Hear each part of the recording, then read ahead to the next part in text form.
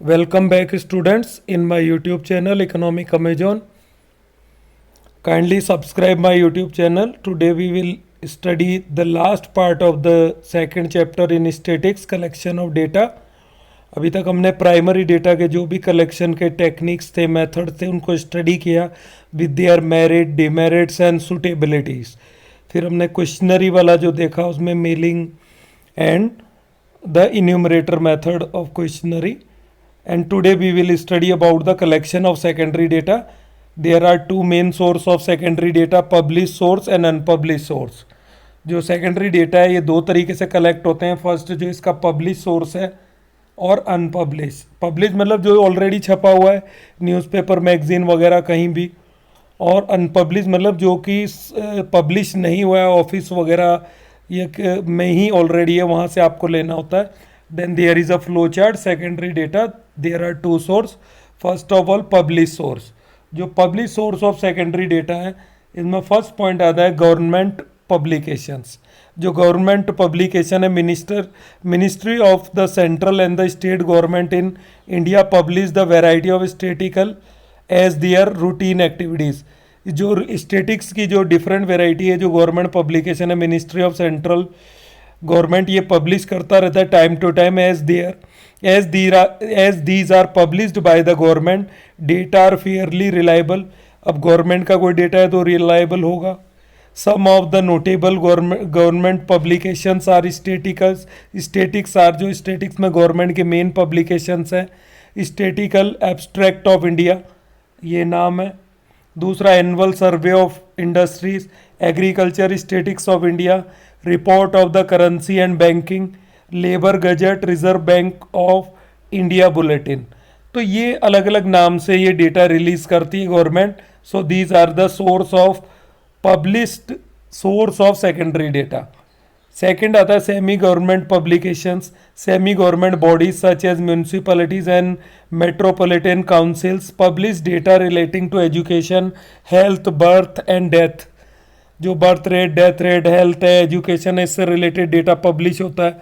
जैसे इसका best example अभी आप समझ सकते हैं कोरोना में जो डेली केसेस आ रहे हैं, cases recovered, death, positive, negative जो केसेस हैं, ये इनका क्या है जो डेली पब्लिकेशन हो रहा है. आप ऑनलाइन वेबसाइट पे जाके डेली इनका डेटा कलेक्ट कर सकते हैं. स्टेट वाइज, डिस्ट्रिक्ट वाइज है, सभी तरीके का. और even you can collect the data all over the world, सारा पब्लिश हो चुका है.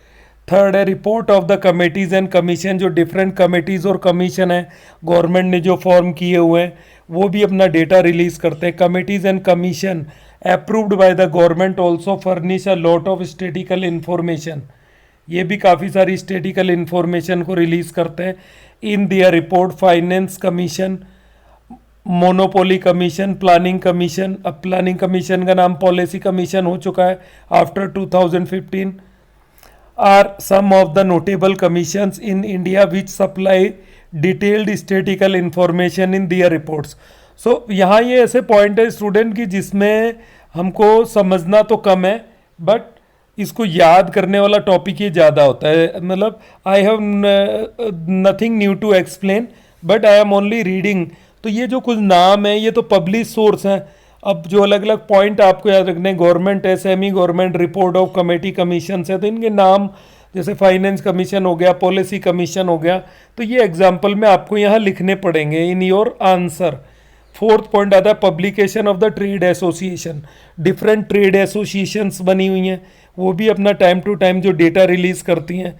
Some of the big trade associations through their statistical and research divisions collect and publish data on various aspects of trading activity. तो ये सारी जो association से time to time data collect करती हैं और उसको पब्लिश करती हैं और ट्रेडिंग के जो डिफरेंट डिपार्टमेंट हैं उनसे related. For example sugar mill association publish information regarding sugar mill in India.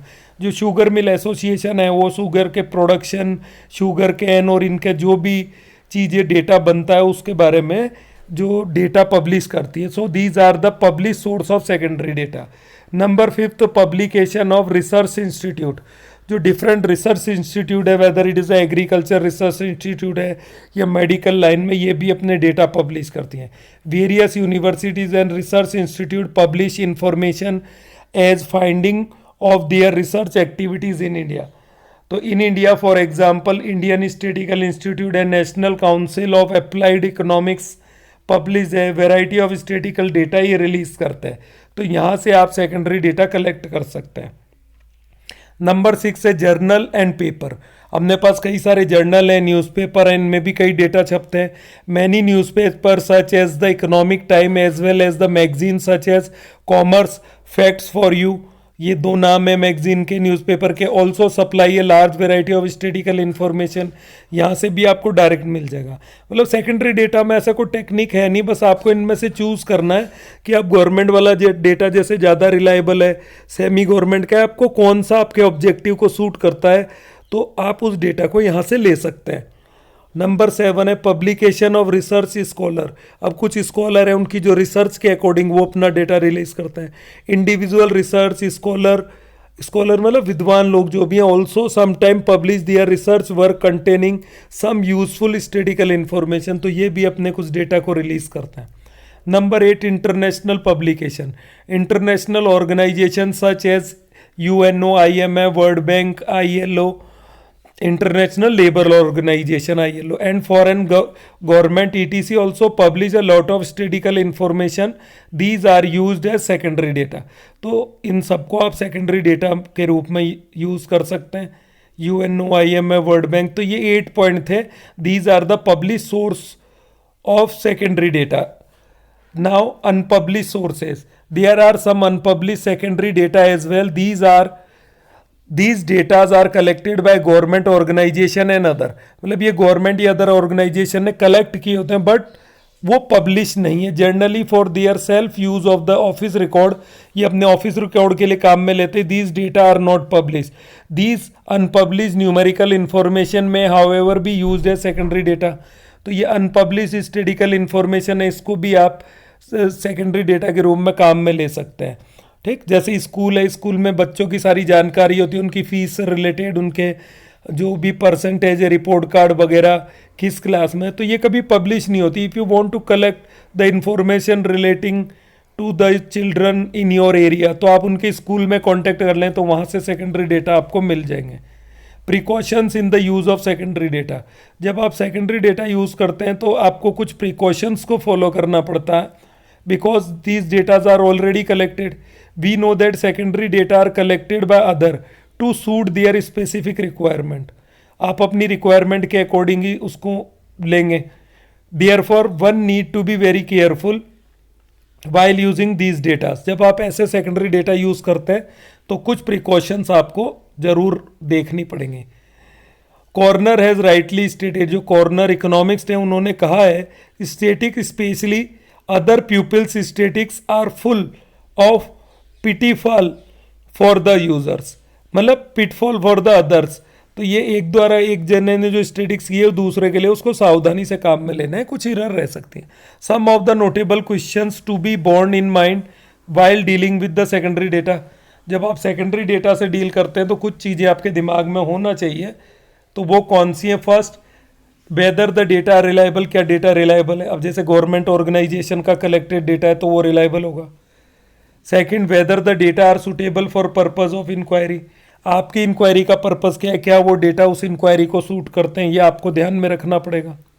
Third, whether the data are adequate, क्या जो डेटा है वो पर्याप्त है, आपको जितना चाहिए उतना है, उसमें क्या कमी है, इन बारे में सोचना पड़ेगा।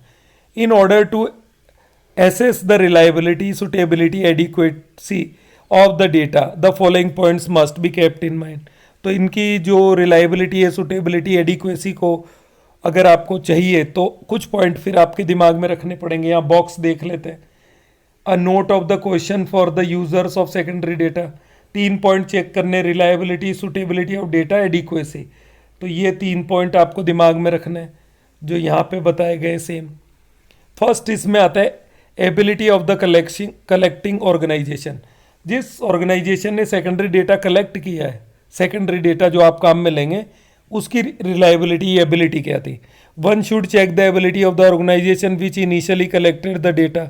The data should be used only if it is collected by able experience and impartial investigation. अब जैसे गवर्नमेंट है, गवर्नमेंट का जो भी सर्वे डेटा कलेक्शन होता है वो क्या होता है, उसकी एबिलिटी अच्छी होती है, एक्सपीरियंस गवर्नमेंट का अच्छा है, वो इम्पार्शियल होगा। तो ये आपको चेक करना है कि ability of organisation. Second, objective and scope. जब data first time check collect किया गया तो वहाँ ऑब्जेक्टिव क्या था, मेन ऑब्जेक्टिव किस ऑब्जेक्टिव से उसको कलेक्ट किया गया, and what is your objective. अब उसमें अगर 80% 90% मैच होता है then you can easily use the secondary data. अब अगर ऑब्जेक्टिव क्वाइट डिफरेंट है, ठीक, तो फिर आप उस डेटा को कैसे यूज करेंगे। अगर कर भी लेते हैं तो कंक्लूजन जो है डाउटफुल होंगे।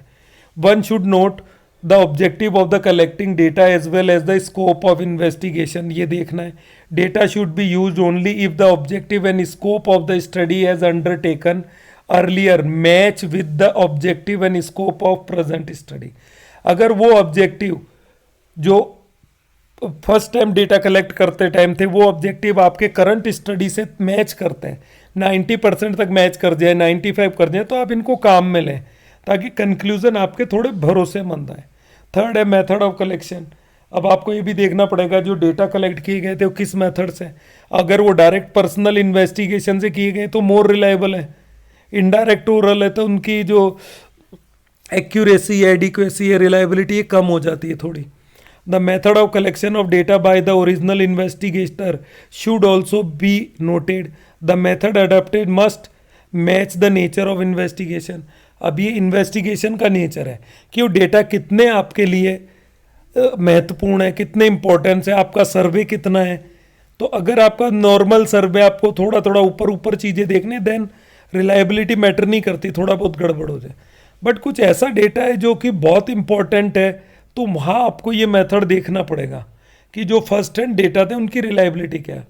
नंबर वो time and condition of collection, वो डेटा जो थे किस टाइम पे किस कंडीशन में कलेक्ट हुए, ये भी दिमाग में रखना है क्योंकि आप अलग टाइम पे यूज़ कर रहे हैं, कितने टाइम पहले कलेक्ट किए। One should also make sure of the period of investigation as well as the condition of investigation. For example, data collected during wartime may not be suitable to journalize certain facts during peace time. अगर war time में India Pakistan, India China में मानो या किसी और country में लड़ाई चल रहा है, उस टाइम उस ऑर्गेनाइजेशन ने डेटा कलेक्ट किए, तो पीस टाइम में जो अगर आप यूज़ कर रहे हैं तो वो बिल्कुल सूटेबल नहीं होंगे क्योंकि वॉर टाइम कंडीशन बिल्कुल अलग हो जाती हैं और पीस टाइम कंडीशन बहुत अलग होती हैं।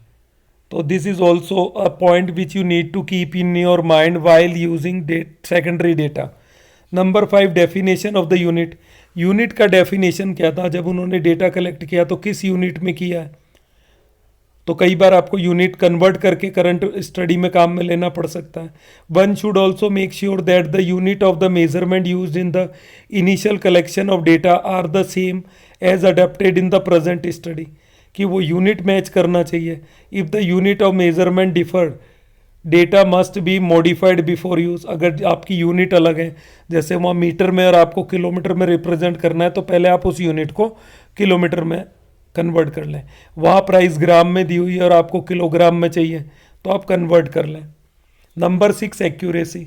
Accuracy of the data should be checked. जो उनकी एक्यूरेसी है उसको भी आपको चेक करना है। If the available data do not confirm to the required degree of accuracy, आपकी जो रिक्वायर्ड डिग्री एक्यूरेसी की, मुझे इतने तो एक्यूरेट चाहिए, अगर वो उससे कम है तो फिर no use to use this data, this should be discarded. तो ऐसे डेटा को डिस्कार्ड कर दें, आप यूज ना करें।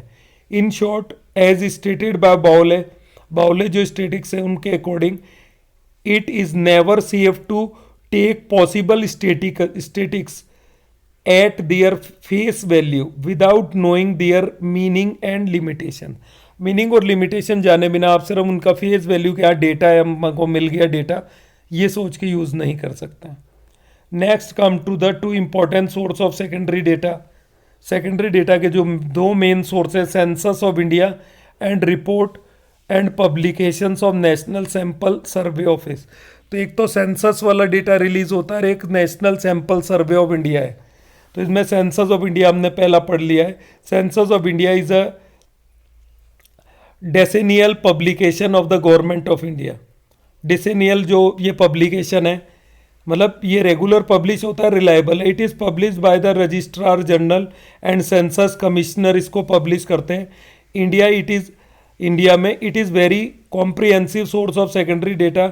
It relate to population size and the various aspects of demographic changes in India.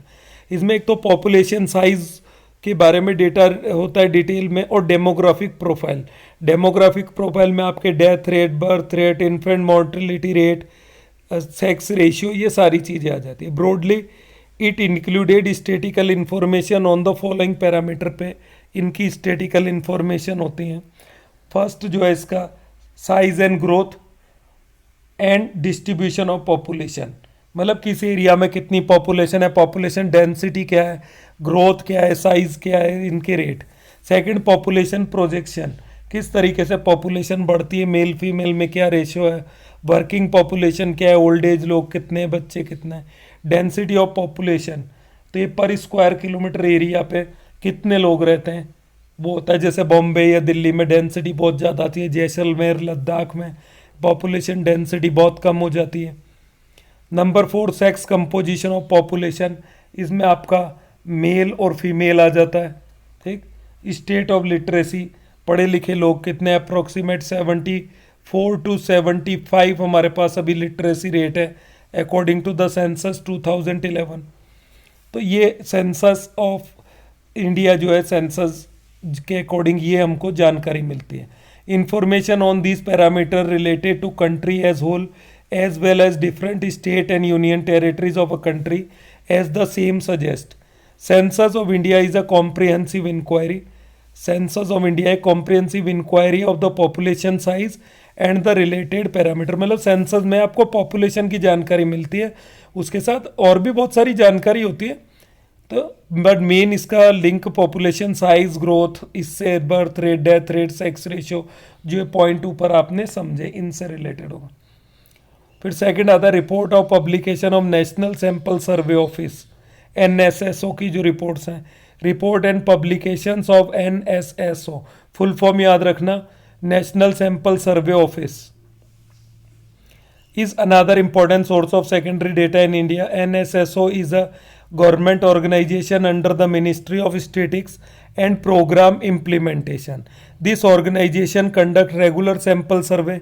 ये रेगुलर अपने सैंपल सर्वे कंडक्ट करवाता है to collect basic statistical information relating to the variety of economic activity in rural as well as urban part of the country.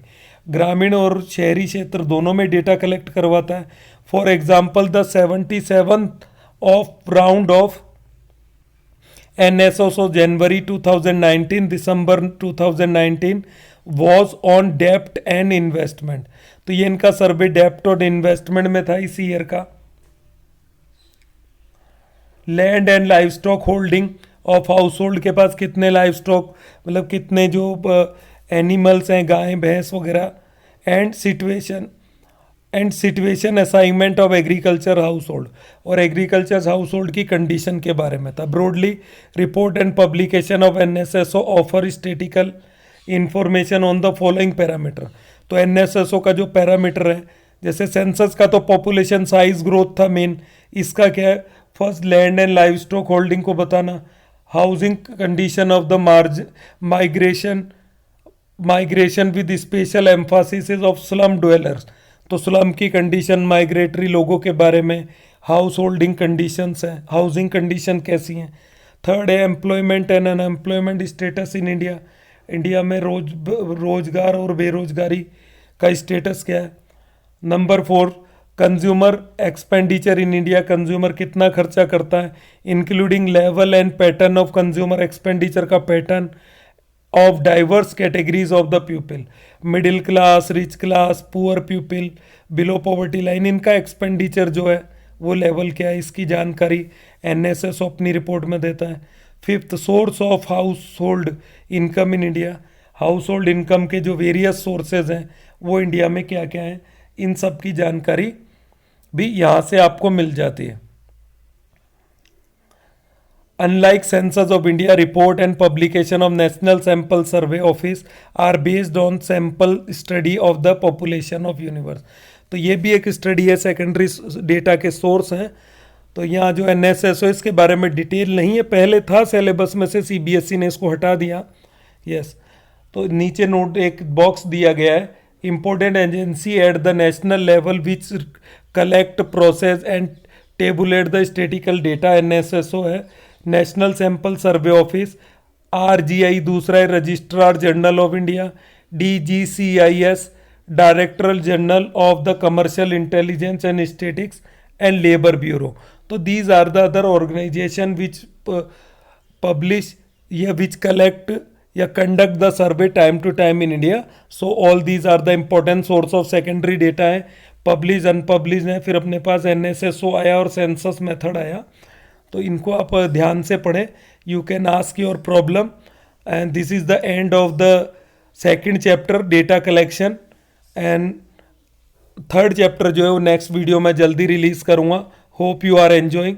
Bye, see you in next.